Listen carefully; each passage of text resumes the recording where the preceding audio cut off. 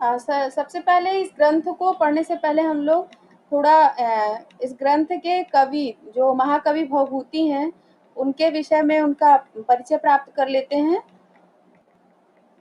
ये महाकवि भवभूति काश्यप गोत्र के माने गए हैं और इनके पिता का नाम नीलकंठ और माँ का नाम जातुकर्णी था। ऐसा विद्वानों का मानना है कि ये द्रविड़ देशीय थे, अर्थात दक्षिण भारत के थे, लेकिन कुछ लोग इन्हें ग्वालियर या उज्जैन इत्यादि प्रदेश का भी मानते हैं। कल्हड़ के राज तरंगिणी के अनुसार भवभूति कन्नौज के राजा यशोवर्मा के आश्रित कवि थे और भवभूति का समय 7वीं शताब्दी के पूर्वार्ध से 8वीं शताब्दी के पूर्वार्ध के मध्य का माना गया है। इनकी 3 रचनाएं प्राप्त होती हैं, मालती माधव, महावीर चरितम और उत्तर रामचरितम।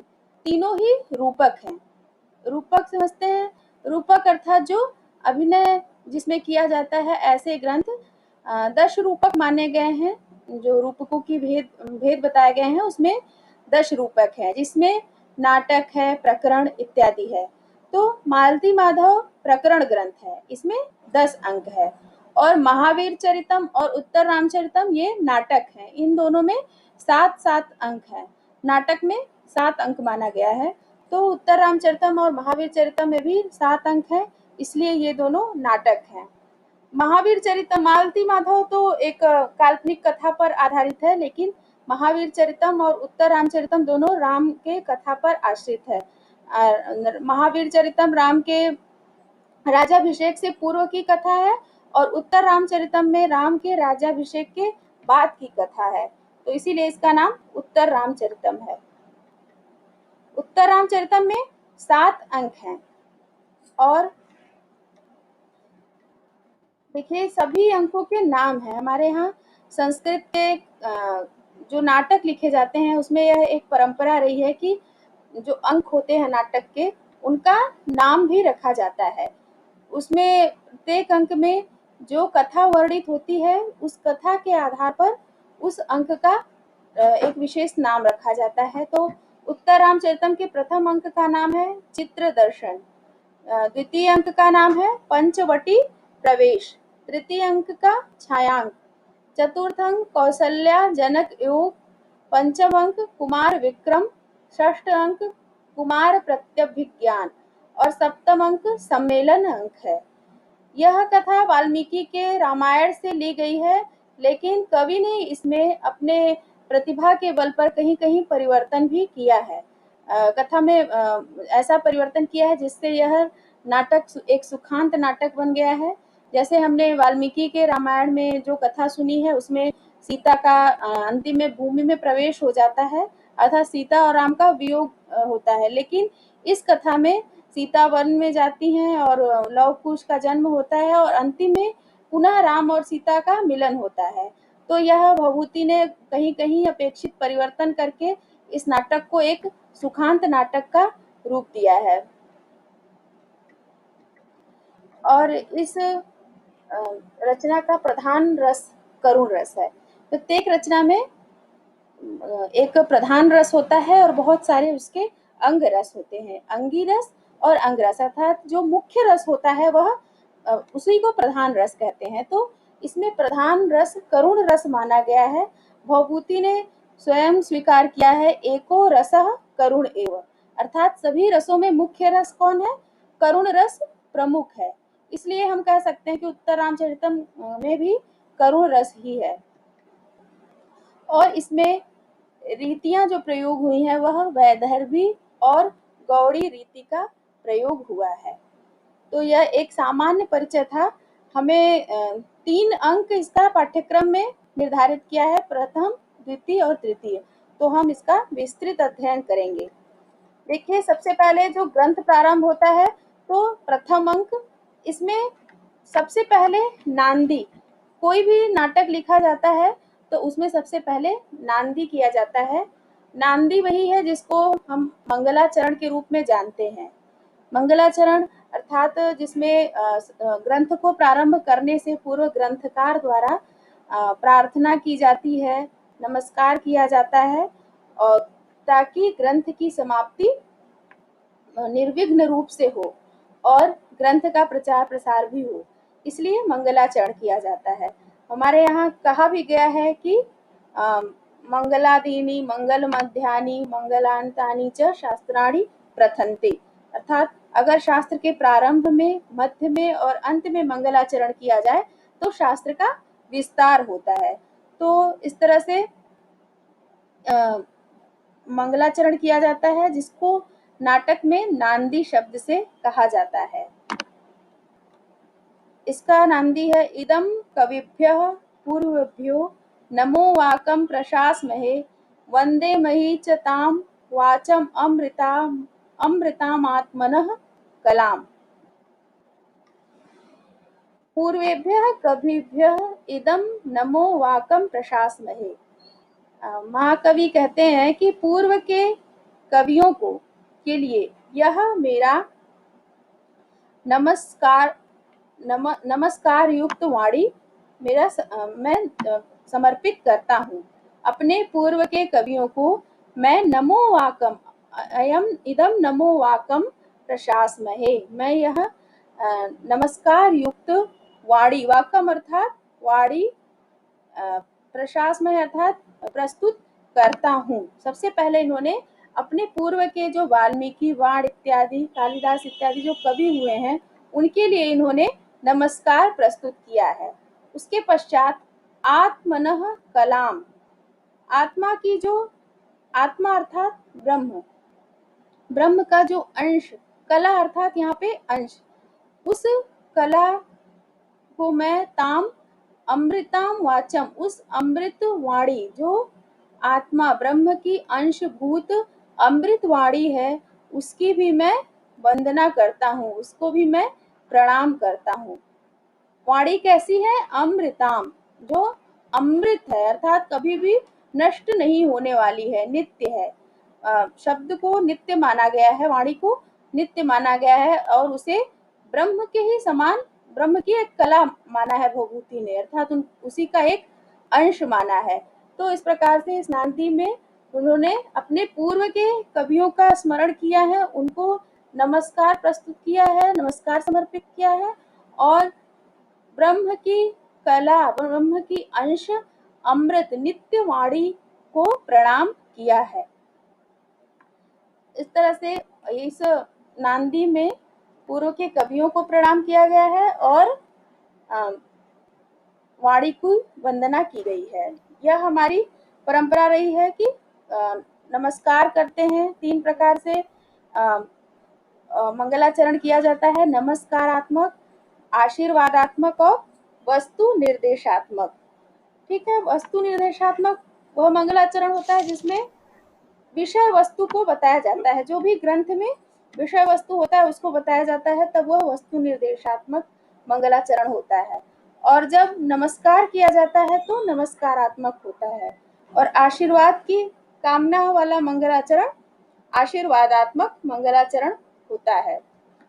अब देखिए, ग्रंथ में लिखा है नांद्यन्ते, अर्थात अब नांदी का अंत, नांदी अब समाप्त होती है। तो नाटक में एक प्रस्तावना होती है। प्रस्तावना अर्थात जहाँ पर ग्रंथ का परिचय दिया जाता है। ठीक है, नाटक का वह भाग विशेष, उसे आमुख या प्रस्तावना कहते हैं, जिसमें नट, नटी, विदूषक, सूत्रधार इत्यादि कुछ बात करते हैं, कुछ संलाप करते हैं, और उसके द्वारा जो नाटक है उसकी कथा वस्तु को बताते हैं। सूत्रधार कौन होता है? सूत्रम अभिनय सूचनम धारयति इति सूत्रधार, जो सूचना देता है वह सूत्रधार होता है। वह सबसे पहले मंच पर आता है और आकर के अभिनय किए जाने वाले की सूचना देता है, उसे ही सूत्रधार कहते हैं। ठीक है, नाटक जो होता है वह एक रंगमंच पे उसका अभिनय किया जाता है। तो सबसे पहले जो एक नट प्रवेश करता है, और प्रवेश करते ही वह जो नाटक अभिनय किया जाना है उसकी सूचना देता है, संक्षिप्त रूप से देता है, तो वह सूत्रधार कहलाता है। इसके लिए कहा भी गया है वर्णनीयम कथा सूत्रम प्रथमं येन सूच्यते रंगभूमिं समाक्रम्य सूत्रधारः स उच्यते। तो सबसे पहले सूत्रधार का प्रवेश होता है और सूत्रधार के साथ अन्य नट नटी या विदूषक यदि बात करते हुए, कुछ संलाप करते हुए नाटक की कथा वस्तु के बारे में, उसके पात्रों के बारे में सूचना देते हैं दर्शकों को, सामाजिकों को, तो वही भाग प्रस्तावना कहलाता है। तो उसे आमुख भी कहते हैं और प्रस्तावना भी कहते हैं, क्योंकि कोई भी नाटक जब प्रस्तुत किया जाना है तो प्रारंभ में ही सब जो सामाजिक बैठे हुए हैं, जो दर्शक वर्ग बैठा हुआ है, उसको यह ज्ञान नहीं होता है कि यह नाटक किसके द्वारा लिखा गया है। अगर लेखक का ज्ञान है भी तो उसका विशेष रूप से ज्ञान नहीं होता है, उसके कुल का, उसके गोत्र का, वंश का इत्यादि का, और इस नाटक में किस प्रकार का वर्णन है, कि इसकी कथा वस्तु क्या है, इसमें अभिनय कौन करेगा इत्यादि का उसमें ज्ञान नहीं होता है दर्शकों को।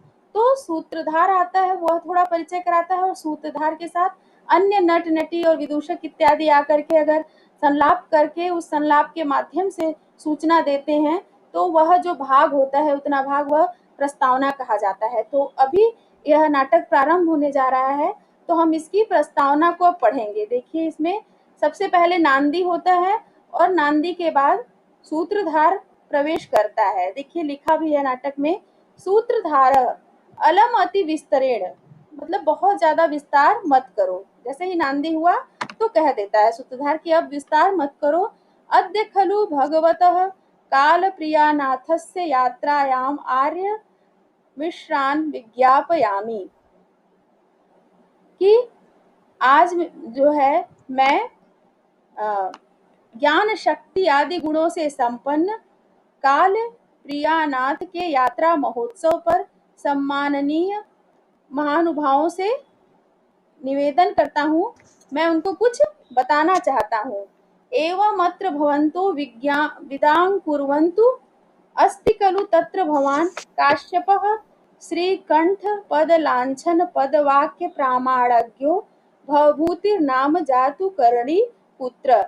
कि मैं लोगों को, जो भी वहाँ पे लोग उपस्थित हैं, मैं उनको यह सूचना देना चाहता हूँ, यह बताना चाहता हूँ कि पूजनीय काश्यप गोत्र में उत्पन्न होने वाले श्रीकंठ इस उपाधि से विभूषित पद वाक्य प्रामाणाज्ञ भवभूति नाम के जातुकर्णी के पुत्र प्रसिद्ध कवि हैं। यह सूत्रधार कवि का सूचना दे रहा है। तो उसने कवि के बारे में यह जानकारी दी कि वह काश्यप गोत्र में उत्पन्न है, श्रीकंठ उपाधि से विभूषित हैं और वह पद वाक्य प्रमाणज्ञ हैं, अर्थात पद शास्त्र व्याकरण को जानने वाले हैं, वाक्य अर्थात मीमांसा के भी ज्ञाता हैं, और प्रमाण अर्थात प्रमाण शास्त्र अर्थात न्याय के भी ज्ञाता हैं। तो इसीलिए उनको पद वाक्य प्रमाणज्ञ कहा गया है। और किसके सुपुत्र हैं? जातुकर्णी के सुपुत्र भवभूति नाम से प्रसिद्ध हुए हैं। इस तरह से सूत्रधार ने, जो रचनाकार है, उसकी सूचना लोगों को दी है। ठीक है, अब देखिए श्लोक है, यम ब्रह्माण्यम देवी वाग्वश्ये वानुवर्तते उत्तरम रामचरितम तत्प्रणीतम प्रयोक्ष्यते। कि जो यम ब्रह्मांडम इयम देवी वाक्वश्या इव अनुवर्तते, जो ब्रह्मांड अर्थात षट कर्म में, यजन आदि षट कर्म में निरत रहते हैं, वह भवभूति, उस भवभूति के वश में कौन है? देवी वाक वश्या इव अनुवर्तते, उनके वश में यह वाणी रूपी जो देवी सरस्वती है, उनके वश में उनका अनुगमन करती है। जैसे कोई वशीभूत स्त्री किसी का अनुगमन करती है, वैसे ही यह षट कर्म में निरत भवभूति का अनुकरण वाणी रूपी देवी करती है। और उन्हीं के द्वारा तत्प्रणीतम, उन्हीं भवभूति के द्वारा उत्तरम रामचरितम प्रयोक्ष्यते, उत्तर रामचरितम इस नाटक का प्रयोग किया जाएगा, अर्थात अभिनय किया जाएगा। तो इस तरह से सूत्रधार ने कौन सा नाटक का अभिनय होने जा रहा है, यह भी सूचना दे दी। अब ये सभी प्रस्तावना के अंतर्गत आएंगे, अभी प्रस्तावना चल रही है, क्योंकि यहाँ पे सूत्रधार इत्यादि ही अभी मंच पर उपस्थित हैं और अभी नाटक की सूचना दिए जा रहे हैं। ठीक है, अब देखिए आगे, एषो अस्मि, आगे की जो लाइन है, एषो अस्मि कार्यवशादायोध्यकस्तदानीन्तश्च संवृतः, कि मैं कार्यवश अर्थात नाटक में अभिनय करने के लिए अयोध्यावासी उस रामचंद्र जी के अभिषेक के समय का हो गया हूँ। वह कह रहा है, जो सूत्रधार है, कि मैं क्योंकि नाटक में अभिनय करने जा रहा हूँ, तो अभिनय करते समय मैं क्योंकि रामचंद्र जी के राज्याभिषेक का समय का अभिनय होने जा रहा है, इसलिए मैं अपने को उस समय का अयोध्यावासी समझ रहा हूँ। भो भो यदि तावदत्र भवतः पौलस्त्य कुलधूमकेतुर्महाराज रामस्यायम् अभिषेक समयो रात्रिन्दिवमसंहृतानन्दनान्दिकस्तत्किमद्य विश्रांतचारणानि चत्वरस्थानानि। फिर कह रहा है कि अब मतलब रावण वंश के विनाशक धूमकेतु रूप जो रामचंद्र जी हैं, उनका तो अभी अभिषेक का समय है, इसलिए दिन रात जो बजने वाले मंगल ध्वनि वाले जो यंत्र थे, वे सभी इस समय क्यों शांत हो गए हैं, और जो राजप्रसाद का प्रांगण है वह इस समय शून्य क्यों है, क्योंकि यह तो उनके अभिषेक का समय है, तो इस समय तो हर तरफ मंगल ध्वनि बज रही थी, नगाड़े बज रहे थे, तो अचानक से ये सभी शांत क्यों हो गए हैं, ऐसा उसको लग रहा है। तभी देखिए एक नट का प्रवेश होता है, वह कहता है, भाव प्रेषिता हिते स्वगृहान महाराजेन लंका समर सुहृदो महात्मानः प्लवंगम राक्षसाः सभाजनोपस्थिताइनश्च नानादिगन्तागता ब्रह्मर्षयो राजर्षयश्च यत्समाराधनाय एतावतो दिवसान उत्सव आसीत्। यह नट आकर के बताता है कि जो सभी लंका युद्ध में जो सहायक थे, राम के वानर राक्षस इत्यादि, वे सभी और सभी दिशाओं से ऋषि मुनि ब्रह्मर्षि इत्यादि बुलाए गए थे, वो सब अभिषेक के उपरांत रामचंद्र जी द्वारा उनके अपने निज गृह को भेज दिए गए हैं। तो इतने दिन तक उनके सत्कार के लिए जो उत्सव चल रहा था, इसीलिए वह उत्सव अब बंद हो गया है, क्योंकि सभी जो अतिथि गण आए थे वे सभी अपने अपने घरों को जा चुके हैं। तो यह नट के द्वारा सूचना दी जाती है सूत्रधार को, अस्ति एतन निमित्तम, अच्छा इसी कारण से यह सभी शांत हो गए हैं, ऐसा सूत्रधार कहता है। नट अन्यच, फिर नट बताता है कि नहीं, एक और कारण भी है। वसिष्ठाधिष्ठिता देव्यो गता रामस्य मातरः अरुंधतिम पुरस्कृत्य यज्ञ जामातुराश्रमम, कि रघुकुल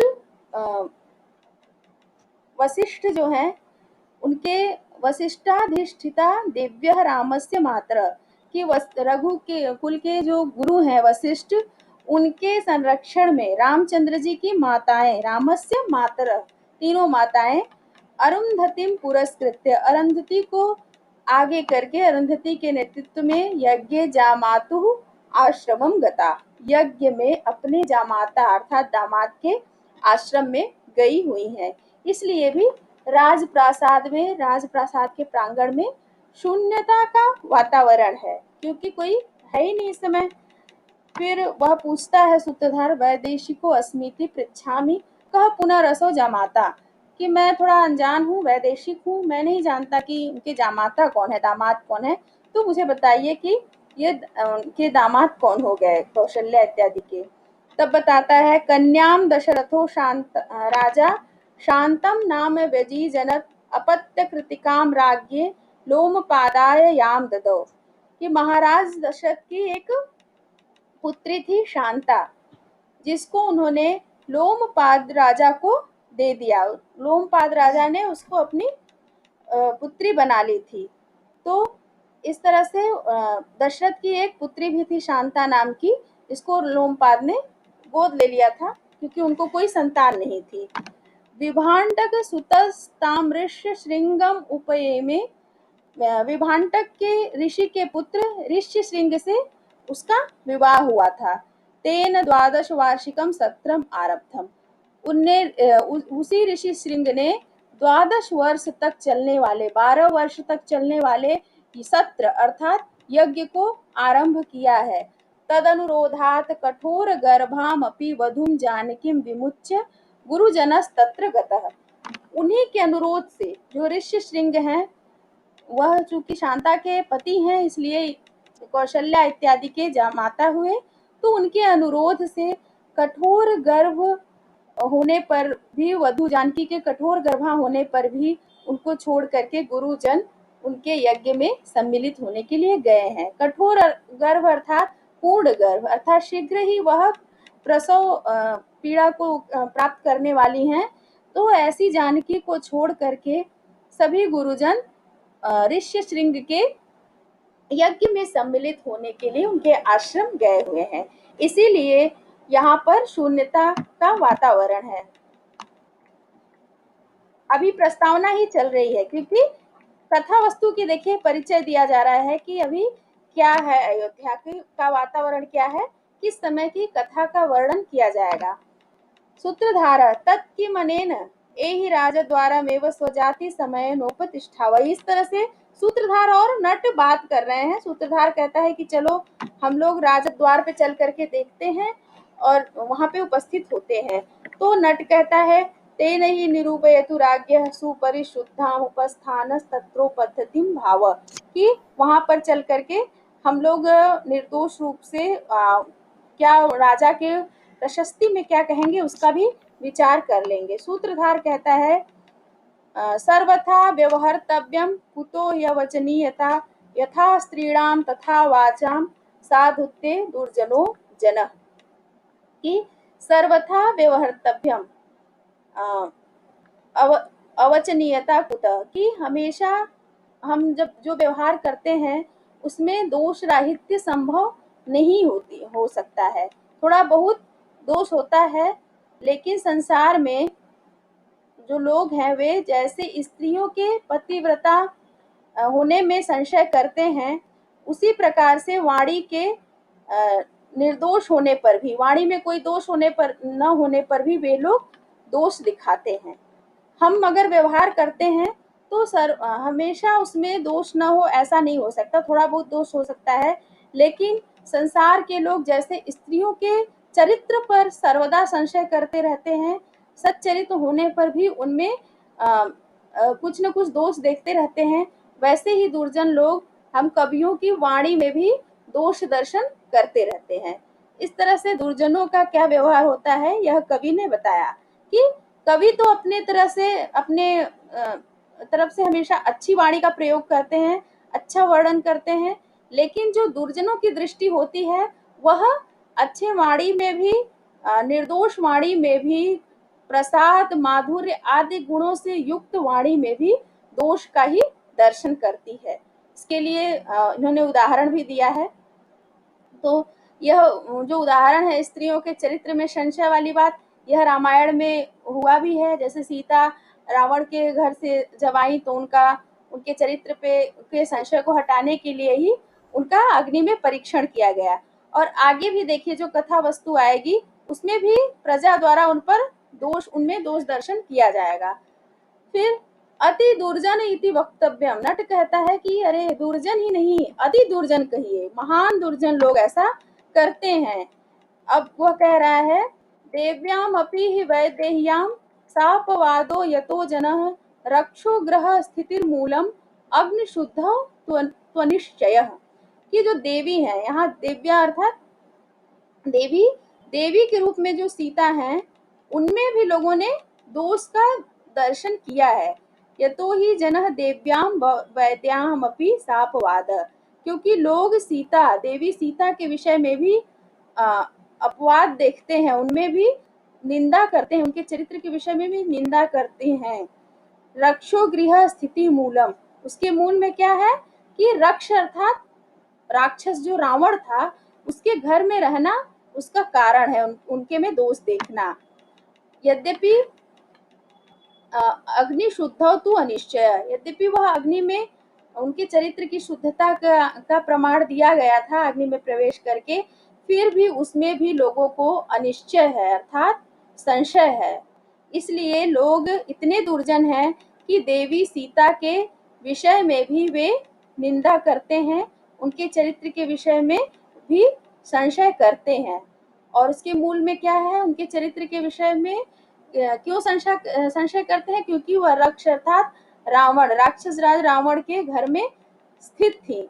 यद्यपि उनका चरित्र अग्नि में शुद्ध, उनके चरित्र का प्रमाण अग्नि की शुद्धता से किया गया था, अग्नि सन्निधान से किया गया था, फिर भी लोगों का अनिश्चय बना हुआ है। तो इस तरह से बता रहे हैं कि लोग इतने दुर्जन है, दुर्जन ही नहीं, वे अति दुर्जन है, इस तरह से नट कहता है। फिर यदि पुनरियम किंवदंती महाराजम प्रतिस्यंदेत ततः कष्टम स्यात्। इस तरह से प्रजा में यह बात फैली हुई है और ये दोनों बात कर रहे हैं। तो सूत्रधार कहता है कि यह किंवदंती अर्थात जो जनश्रुति, ऐसी बात जिसका कोई आधार न हो, कोई प्रमाण न हो, लेकिन लोगों में वो बात फैली हो, तो उसे किंवदंती या जनश्रुति भी कहते हैं। तो अगर यह बात महाराज को पता चल गई, महाराज अर्थात राम को, राम तक पहुंच गई तो बहुत ही कष्ट होगा। नट सर्वथा ऋषयो देवताश्च श्रेयो विधास्यन्ति। तो नट कहता है कि हर तरह से ऋषि और देवता हमारा श्रेयस्कर करेंगे, अर्थात कल्याण करेंगे। भो भो को इदानीम महाराज एवं जना कथयन्ति। इस प्रकार फिर वे लोग वो कहते हैं, आगे का श्लोक है कि महाराज कहाँ है वो लोग, क्योंकि वो लोग राम के पास जाते हैं उनका प्रशस्ति करने के लिए। तो महाराज कहाँ है, तो उसके लिए अगला श्लोक है। यह श्लोक वसंत तिलका छंद में है, जिसका लक्षण है उक्ता वसंत तिलका तबजा जगौगः। तो इसको स्वर के साथ मैं पढ़ूंगी। स्नेहात् सभाजयितुमेत्यदिनान्यमुनि नीत्वोत्सवेन जनकोऽत्यगतो विदेहान् देव्यास्ततो विमनसः परिसान्त्वनाय धर्मासनाद् विशति वासगृहं नरेन्द्रः। एक बार फिर से पढ़ती हूँ। स्नेहात् सभाजयितुमेत्यदिनान्यमुनि नीतोत्सवेन जनको,'त्यगतो विदेहान् देव्यास्ततो विमनसः परिसान्त्वनाय धर्मासनाद् विशति वासगृहं नरेन्द्रः। स्नेहात् सभाजयितुम् एत्य अमूनि दिनानि उत्सवेन नीत्वा जनकः अद्य विदेहान् गतः। अर्थात स्नेह के कारण इतने दिन तक जो जनक राजा सीता के पास रहे थे, वे उत्सव को बीतने के पश्चात अपने घर को, नगर को लौट गए हैं। क्योंकि राम के राज्याभिषेक का उत्सव चल रहा था, तो उसमें राजा जनक आए हुए थे। तो इतने दिन वे रहे और आज वे अपने नगर को लौट गए हैं। इसलिए ततः विमनसः दिव्या, इसलिए विमनस दिव्या अर्थात सीता जो है वे दुखी हो गई हैं। ऐसी दुखी सीता को परिसांत्वनाय नरेंद्र, सांत्वना देने के लिए नरेंद्र अर्थात रामचंद्र धर्मासनात् वासगृहं विशति, अपने धर्मासन को छोड़ करके अर्थात राज सिंहासन को छोड़ करके वासगृहं विशति, अपने वासगृह निवास स्थान में प्रवेश कर रहे हैं। इस तरह से यहाँ पर प्रस्तावना समाप्त हुई, क्योंकि यहाँ पर सूत्रधार और जो नट बात कर रहे थे उनका बातचीत यहाँ पे समाप्त होता है। इसीलिए कवि ने लिखा है इति निष्क्रांतो इति प्रस्तावना। इस तरह से वस्तु विषय का, कवि का परिचय दे करके जो नट और सूत्रधार थे वे लोग रंगमंच से चले जाते हैं, रंगमंच से निकल जाते हैं। तो यहाँ पर प्रस्तावना समाप्त हो जाती है। इसके बाद पात्रों का प्रवेश होता है। तो यहाँ तक हमने प्रस्तावना पढ़ी।